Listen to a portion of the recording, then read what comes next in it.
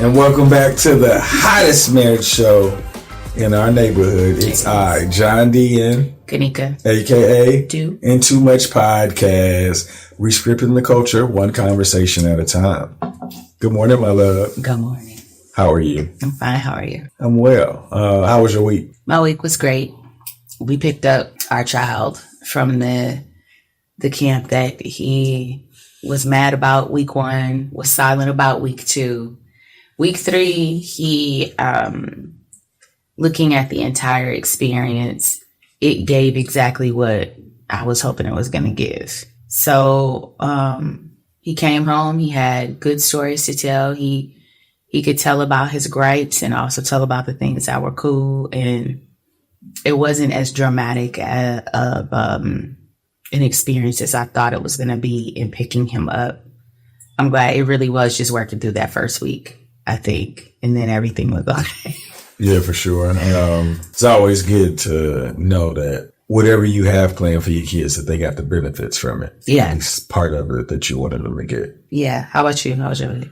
Well, it was okay. 3rd week of summer school, approaching my last week, and preparing to start my new job in a new district soon enough. Other than that, I miss the idea that I'm going to be leaving these kids, but I'm excited for being able to, I guess, unlock all of the things I learned this year with a new group of kids to see how much actually worked from the practice. Oh, yeah. So just to see how consistent I can be with a whole new different group. And it's at the beginning of the year. You know, it's always better. Starting in the middle of the year is really difficult to get kids to adopt into a culture when they've already established one. Mm-hmm. So I think it changed fairly quickly. And starting at the beginning of the year, I feel like I'm just excited about putting it into practice. More sad that I'm leaving, but excited. Yeah, they can find you.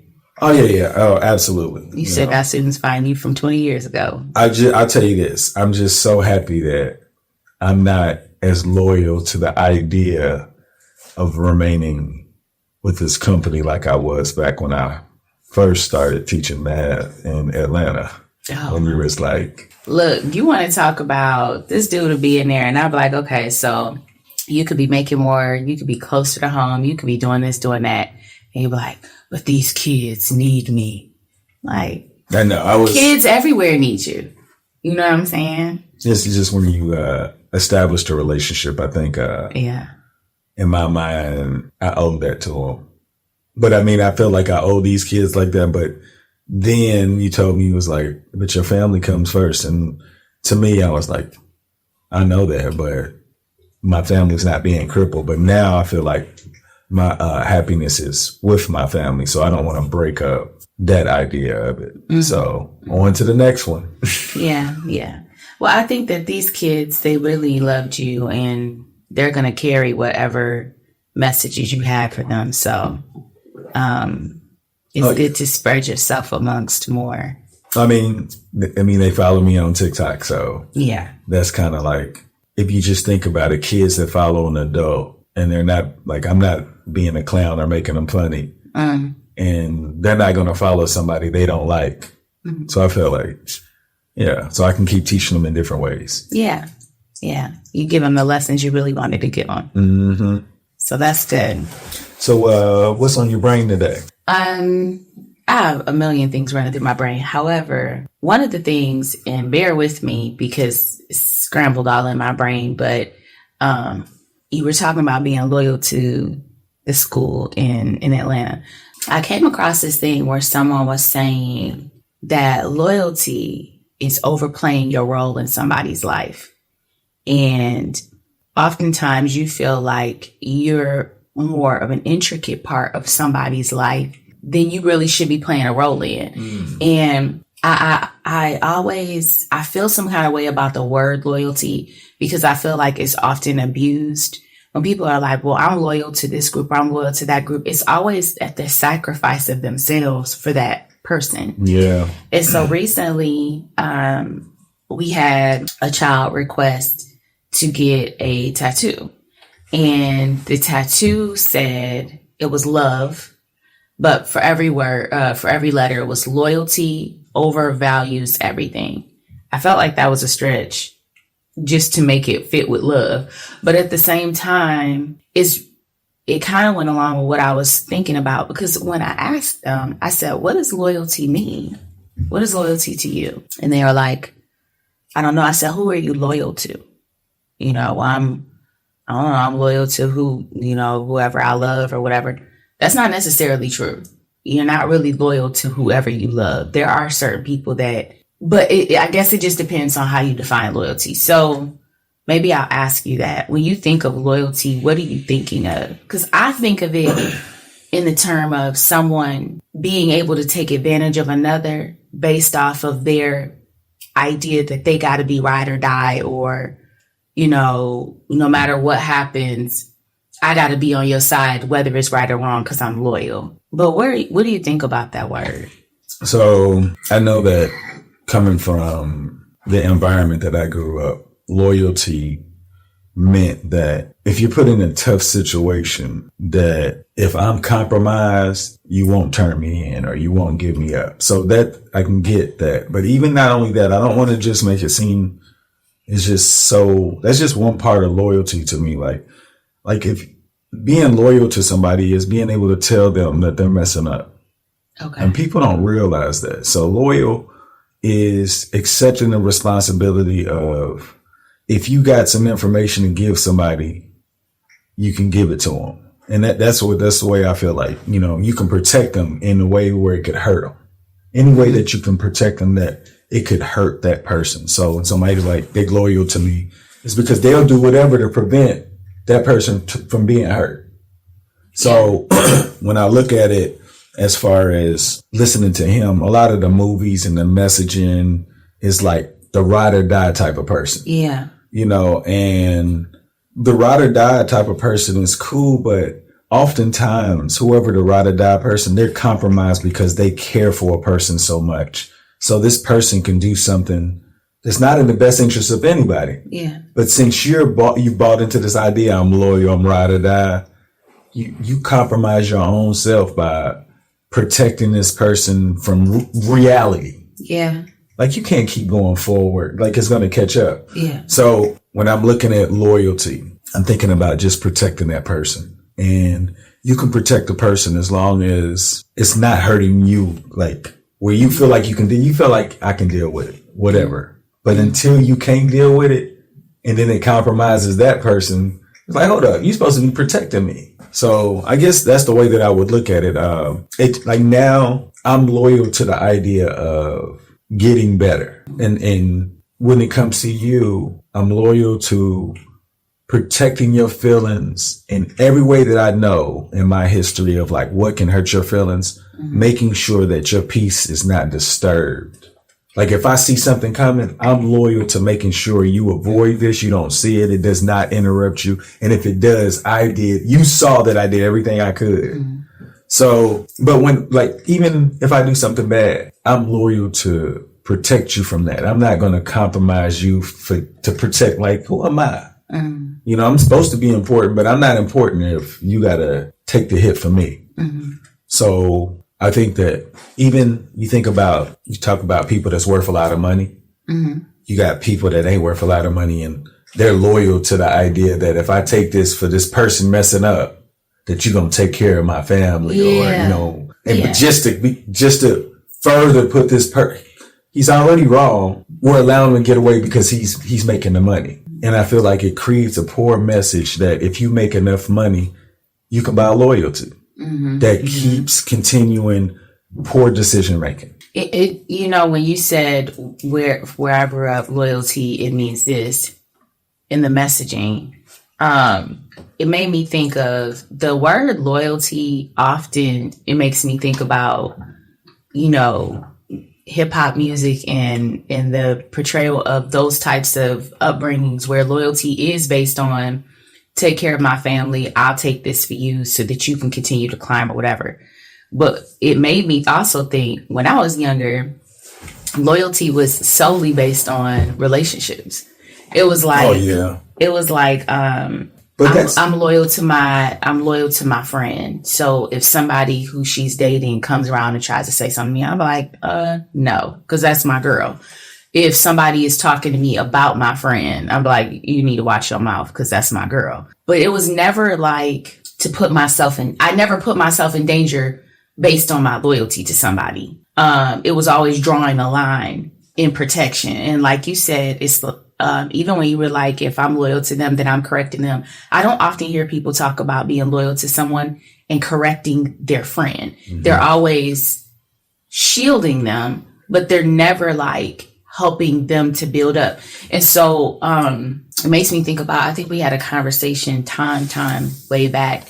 We were talking about some men and women who have friends who are abusive in their relationships, and they don't really say anything. They could say that they love that other person. Like, you could be dating somebody and I love the person you're dating and I know that you're hitting on them, and even though I love her, I don't say anything about it because I love you.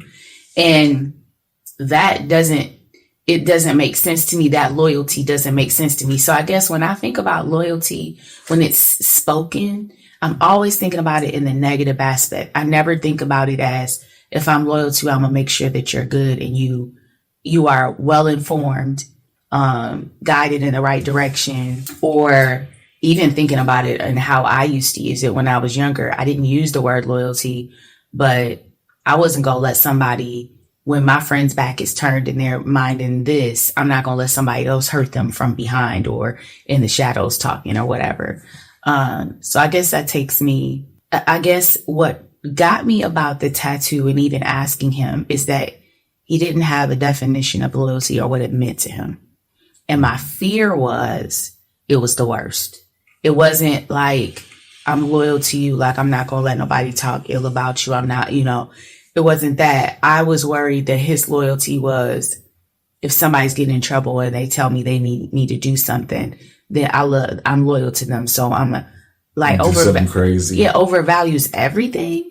Not everything. I know that. like that. But even when we asked him, who do you value? Like, he couldn't really say. It was like, let me think. So I was like, he's putting something he doesn't even know about. That's why I said the messaging can make you believe that this is something that you would want on your body too. Yeah. Even at that age. Like, everybody uses it as something good. Yeah. I'm going to make this fit me.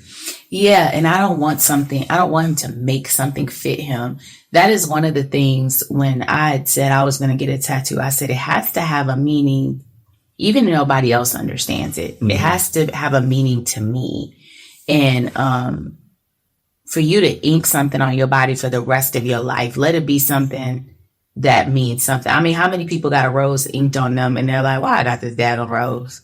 Why do I have baby girl right here? Like, why do I have this cartoon character? It is like, you did it when you were 19. Did it? And that's what I said. I said, look, even my students, right, they said, I'm going to get a tattoo. I'm like, you don't want to get one now? I was like, why not? I was like, you think like I said, let's say if you wanted a tattoo at 5, what did you want at 5? Do you think you want that on your body right now? I said, think about it. I said, you're still a kid.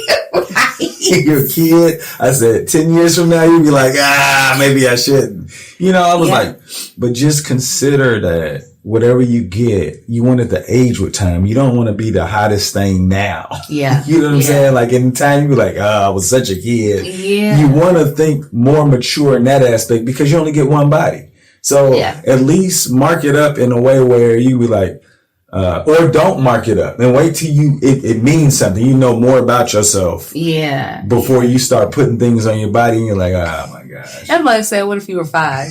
Like, My Little Pony head face. Well, I know adults that do that now.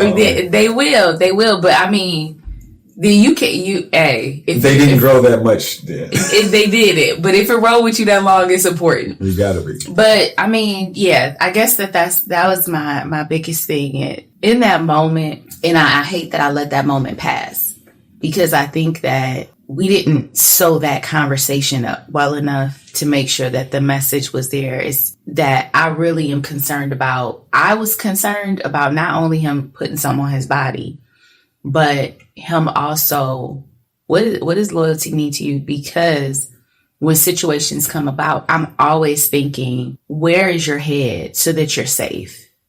Because this is a perfect conversation. Explain to me what loyalty is.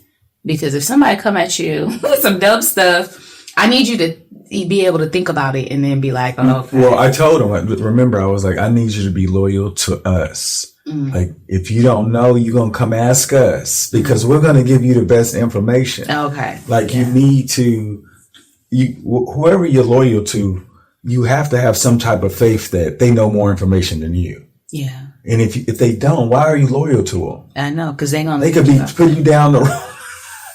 Yeah. No, that was a good way. I mean, and we always say that, do we love you? Do you know that we love you? So we don't want anything to happen to you. I like that you said, check back in. Look, come back in and check. Yeah, just because we'll tell you. And I think his biggest problem, or any kid's biggest problem, is they feel like the adult want to take the fun out of it. Oh, yeah. Yeah. And like, it's not necessarily the fun. It's like, is the fun worth what could possibly hurt you? Yeah, and you can't see everything. So yeah, that was so tattoo still pending. 18 is coming. Yeah, I just hope that. But I remember when I was like 12 or 13, I wanted to go too. That's really, really Kentucky, because we wasn't looking at getting no go to. Yeah, so I wanted to go too, but I mean, like, by the time my father said I could, it was like a year and a half, 2 years. So I was like a freshman in high school. And by that time, I didn't want to go too because I was afraid of my future being affected. Mm-hmm. So hopefully that a year is enough time for him to mature. I'm like, I'm glad I didn't get what I was going to get, because what I thought it meant, it ain't even what I really wanted to mean. So hopefully he can have like some kind of growing moment and be like, I'm glad y'all stopped me from getting it. And even if not, we gave him the information and we tried our best for him to understand it. Yeah. It's always something new. I have to appreciate the way that having kids with so very different paths and personalities and values can stretch your brain. Absolutely. Anyway. Anybody want to give a shout out before we get out of here? I want to give a shout out to those who have had tattoos that they know. I have a friend. I love her so much. I haven't talked to her a long time, but she has a tattoo of a cartoon character giving the middle finger. And like, we 44.